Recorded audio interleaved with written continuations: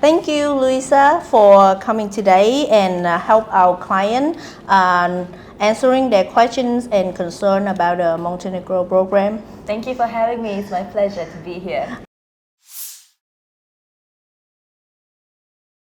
First of all, can you introduce a little bit about yourself and as well as the Arton Capital, please? Sure.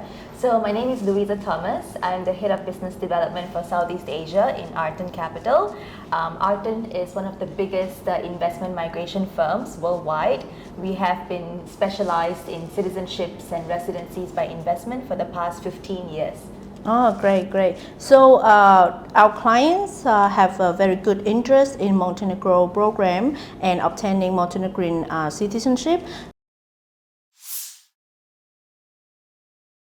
So can you introduce a little bit about Montenegro as a country as well as the benefits when obtaining their citizenship? Sure. So Montenegro is a Balkan country, very small country, only 630,000 people, but its passport is very strong.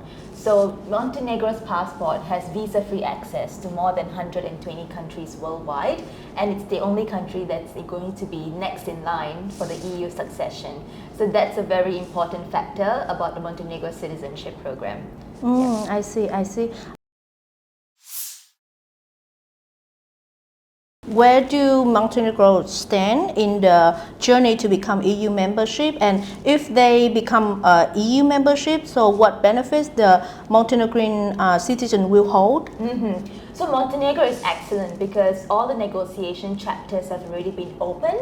There are altogether 35 chapters. So all of the chapters have already been opened, and in fact 3 chapters have already closed. So we have about 33 chapters more to go to close. And once everything is closed, then the EU succession will take place. So right now, Montenegro is in a very good line on the journey to become an EU country, because now it's just a matter of closing the chapters. What happens when it becomes an EU country? So when you become a Montenegro citizen, right now you can enjoy all the benefits in the country itself. But when Montenegro becomes part of EU, you will become an EU citizen.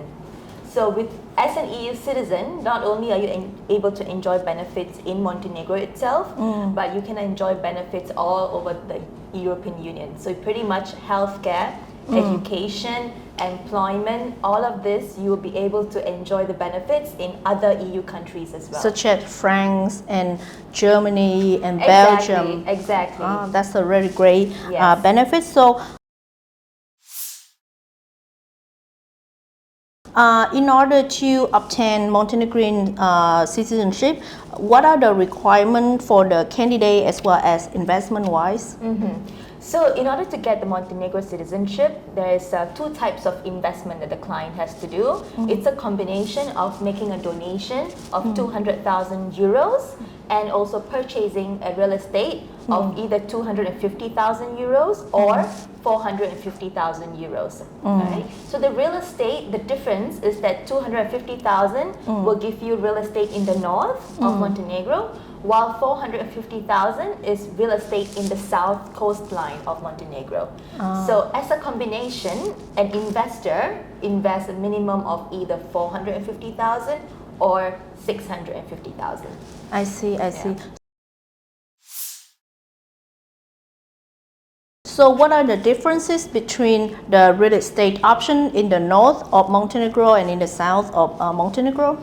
So the difference is, of course, apart from the pricing, in the north of Montenegro, the real estate are condo hotels. So it's a condominium sort of development, but managed by a hotel, for example, Westin Hotel. All right. So for the north of Montenegro, these condo hotels your returns are from a rental pool. So you are purchasing a unit in the hotel, and from there you have to mandatorily lease out your unit for 10 months in a year, and you'll be receiving returns annually of about 5%. That's for the north. For the south, it's a bit more flexible. So you're purchasing a unit as well, but this is a mixed unit development. So you're purchasing a unit and there's no mandatory leasing. You can use it on your own the whole year, or if you want to lease it as well, you can. I see. Beside the property description, what are the difference between the north and the south, economics-wise, weather-wise, and population-wise? Well, economic-wise, it's the same. I see. Because the government is implementing a huge input of investments into the whole of Montenegro, especially That's in the great. north and the south. So that's why they've developed all these new projects. But in terms of climate, there's a huge difference because in the north, they are ski resorts, so it's very cold in the north. But in the south, it's a coastline, so you have summertime over there. So Montenegro is really the best of both worlds. Sounds great, sounds great. So client can choose which property based on their investment taste as well. Exactly, and their taste as well, yes. I see, I see.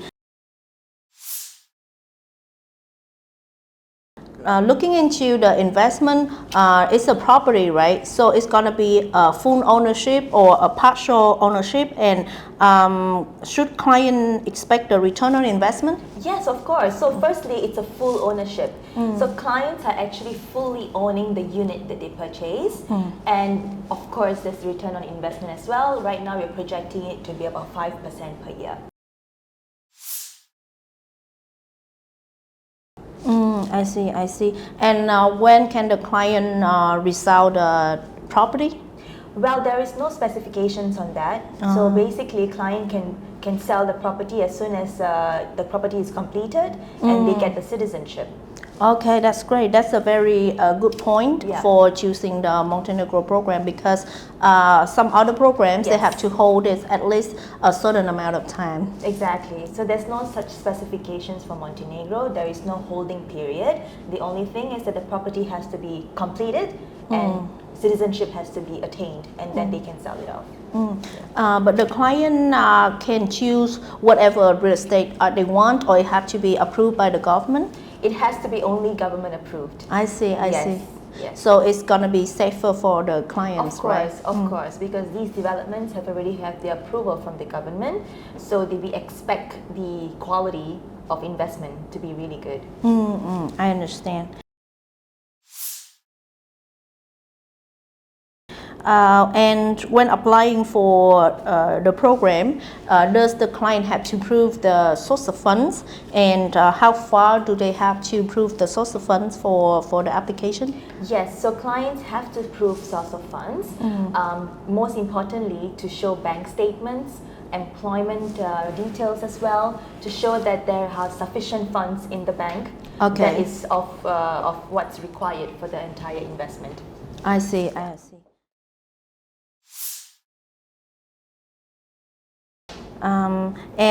So according to your experience, what are the other risks that might involve when client apply for Montenegrin citizenship?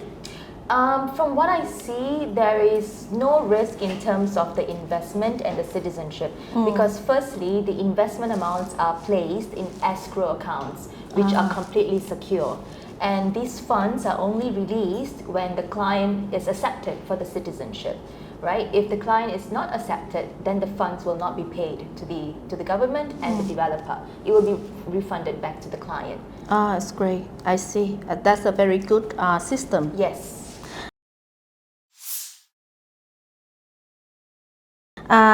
And as we know that the program gonna be stopped by December 23rd, 31st of 2022. So what advice you have now for our clients who are looking into applying into the program? I think the biggest advice I would give is to not wait, to just proceed as soon as possible, because the Montenegro program will end this year, and it's such an exclusive and such a great program in terms of capital appreciation, passport value appreciation. So in a few years' time, in order for Montenegro to be part of the EU, they have to close down the program. That's when they can successfully be part of the EU. And we don't know whether they're going to open up again.